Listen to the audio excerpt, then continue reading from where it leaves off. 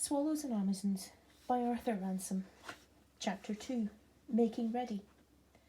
What care I for a goose feather bed with the sheet turned down so bravely, oh? For tonight I shall sleep in the cold open field, along with the raggle-taggle gypsies, oh. Ship's articles, though important, are but a small part of making ready for a voyage of discovery. There was a great deal more to do. Luckily, Mother had nearly finished making the tents.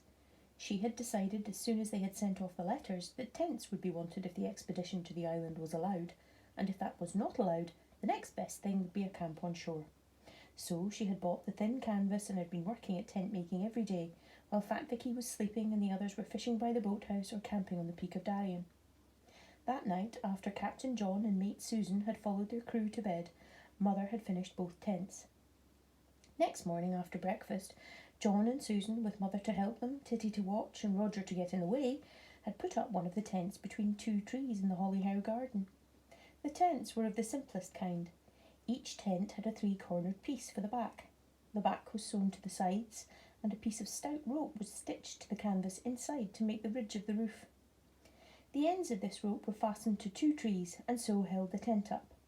No tent poles were needed. Along the bottom edges of the back and sides there were big pockets to be filled with stones. On rocky ground where you cannot drive in tent pegs, this is a good plan. At the front of the tent there were loose flaps joined to the sides so that they could be rolled up and tied out of the way, with two pairs of tapes that worked like reef points in a sail. Properly, said John, we ought not to take tents with us. We ought to make a tent out of a sail by hanging it across the yard for a ridgepole, and we ought to hold it up with two pairs of oars, a pair at each end.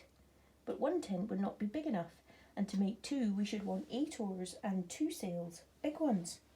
Swallow has only got one small sail and 2 oars, so these tents are much better. They're good enough tents except in high wind, said Mother. Father and I often slept in one when we were young. Titty looked gravely at Mother. Are you really old? She said. Well, not very, said Mother, but I was younger then.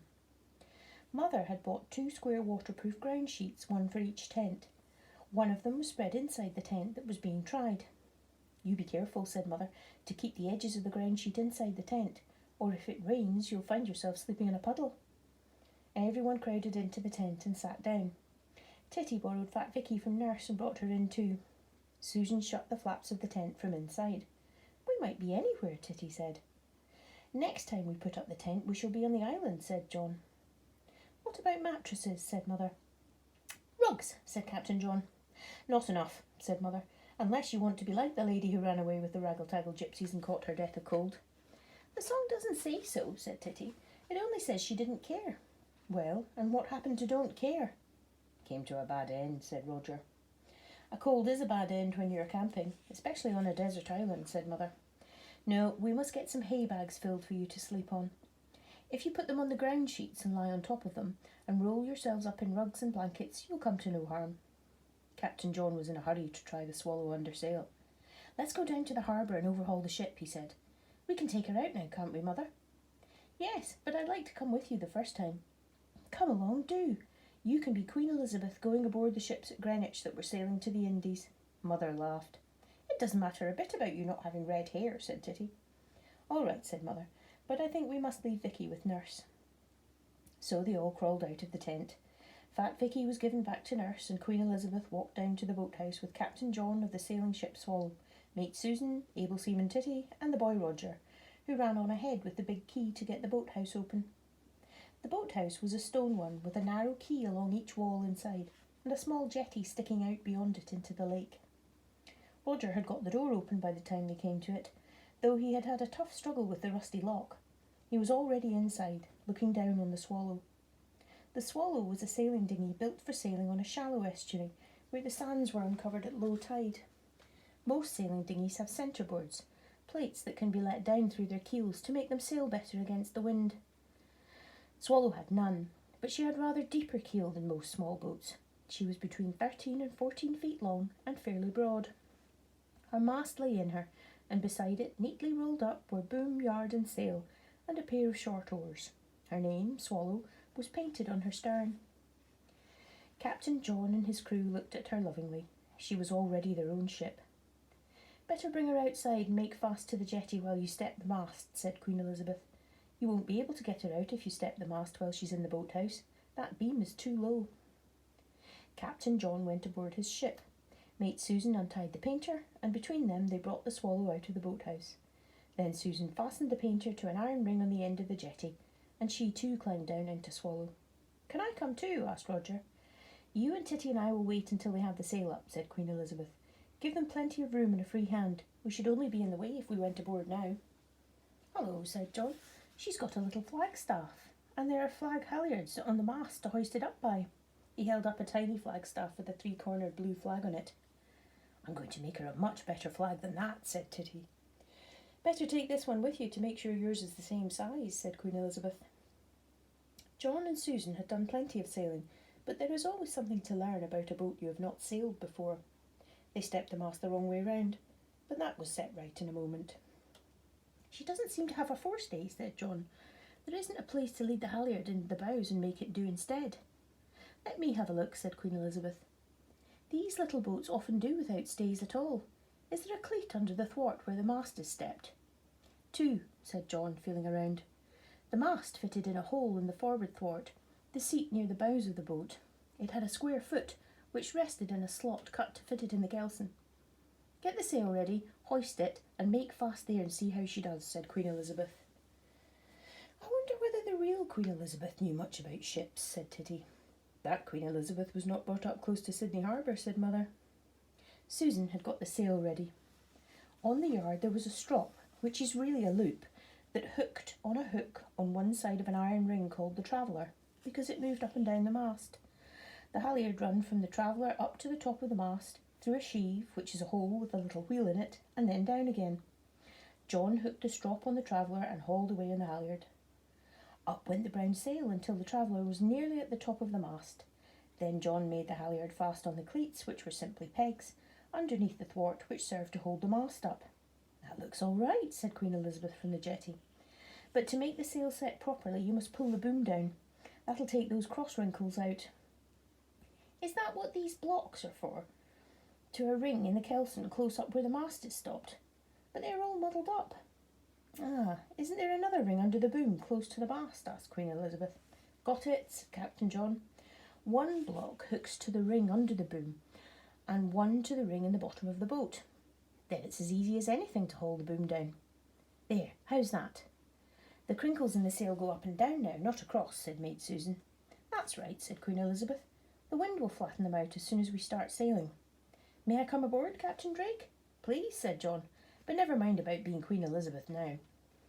He was just going to sail Swallow for the first time, and he had quite enough to think about without queens. Titty, Roger and Mother climbed down from the jetty into Swallow as she lay there flapping sail and ready to start. Will you take the tiller, Mother, while I cast off? Said Captain John. Not I, said Mother. Queen or no queen, I'm a passenger, and I want to see how you manage by yourselves. Right, said Captain John. Mr. Mate, will you come forward to cast off? Send the crew below to keep their heads out of the way of the boom. Aye, aye, sir, said Mate Susan. Get down on the bottom, you two. The boy and the able seaman crouched in the bottom of the boat with their heads below the gunwale. John took the tiller. Susan untied the painter from the ring of the pier and put the end of it through the ring and held it. Ready, she said. Cast off, said the captain, and a moment later Swallow was moving. Are we going to the island? Asked the boy. No, said Mother. It would take too long to go there and back. There's still a lot to be done if you're to start tomorrow morning. Just sail her a little way up against the wind, and then we must run back to deal with hay bags and stores and all the other things you'll want for the voyage. So Swallow's trial trip was a short one. John sailed her up against the wind, tacking from side to side, and making a little every time, just as Roger had done when he tacked up the field the day before. Then they turned around for the run home and raced back with the water creaming around her. Your ship is all right, Captain John, said Mother, when they were once more moored to the jetty and Susan and John were stowing the sail and taking the mast down ready to take Swallow into the boathouse. She's a beauty, said John. The rest of that day was full of business. Mother was stitching hay bags out of sacking. Titty had taken the little flagstaff up to the farm and had cut a triangular flag out of some of the canvas left over from the tents. Mother had drawn a swallow on a bit of paper, and Titty had cut one out of some blue serge that had once been part of a pair of knickerbockers. Then she had put the pattern on the white flag and cut out a piece to fit it. Then she had sewn the edge of the blue swallow all the way round into the place for it in the white flag. When she was done, there was a fine white flag with a blue swallow flying across it, and it looked the same from both sides. Then she had fastened it on to the little wire flagstaff where the blue flag had been, and so it was ready to hoist to the masthead. Captain John and the mate were getting together the really important stores and deciding what they could do without. The list had grown very much last night after supper. Roger was kept busy running up and down to the boathouse with all sorts of things that everybody agreed could not be left behind.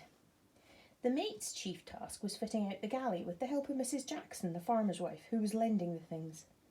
"You'll want a kettle first and foremost," said Mrs. Jackson. "And a saucepan and a frying pan," said Mate Susan, looking at her list. "I'm best at buttered eggs." "And are you really?" said Mrs. Jackson. "Most folk are best at boiled." "Oh, well, I don't count boiled," said Susan. Then there were the knives and forks and plates and mugs and spoons to be thought of, and biscuit tins, big ones to keep the food in, and smaller tins for tea and salt and sugar. "We'll want rather a big one for sugar, won't we?" said Roger, who had come in and was waiting for something else to carry down to the boathouse.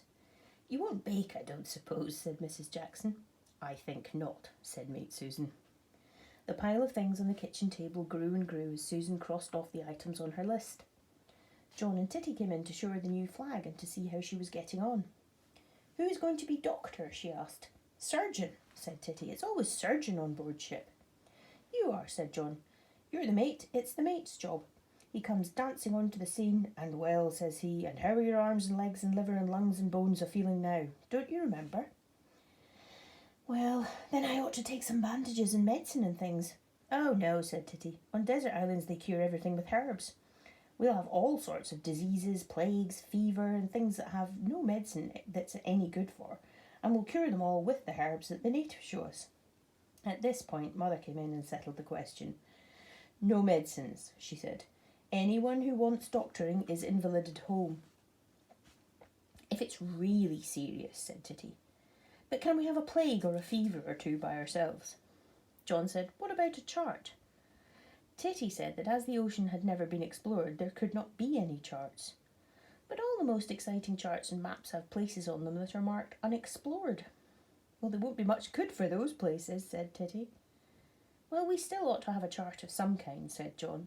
"It'll probably be all wrong and won't have the right names, but we'll make our own names, of course." They found a good map that showed the lake in a local guidebook. Titty said it wasn't really a chart. John said it would do, and Mrs. Jackson said they could take it, but must keep it as dry as could be. That meant another tin box for things that had to be kept dry. They put in, besides the guidebook, some exercise books for logs and some paper for letters home. They also put in the ship's library. Titty had found on the shelves in the parlour a German dictionary left by some former visitor.